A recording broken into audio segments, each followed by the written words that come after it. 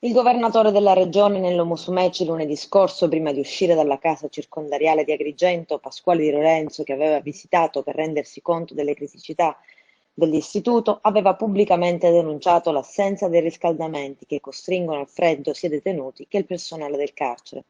Il governatore dell'isola, ospite di Radio Radicale, ha chiarito alcuni aspetti legati proprio ai guasti dell'impianto di riscaldamento. Musumeci avrebbe appreso dai responsabili della struttura che per riportare gli ambienti del Petrusa alle temperature ottimali occorrerebbe una spesa di 40.000 euro, soldi che servirebbero a ripristinare le caldaie ferme da 14 anni. Nello Musumeci si è detto pronto a rimediare ad eventuali ulteriori ritardi.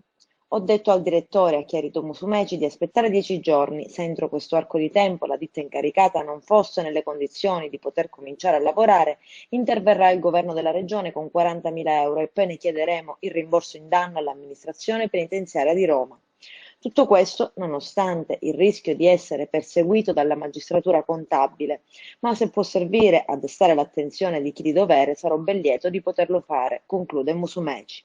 E poi la visita del governatore dell'isola nella prigione della città dei Templi sarebbe servita anche a sbloccare i lavori di manutenzione del piccolo reparto ospedaliero, presidio sanitario chiuso da oltre 2 anni, a causa di un incendio appiccato da un detenuto e che è di competenza dell'azienda sanitaria provinciale di Agrigento. Musumeci ha anche annunciato che su sua sollecitazione sarebbe stata trovata la copertura finanziaria dei 75.000 euro necessari a far partire la gara d'appalto. Il governatore ha dato delle scadenze, anche qui 10 giorni per la consegna dei lavori che dovranno essere completati in 2 mesi.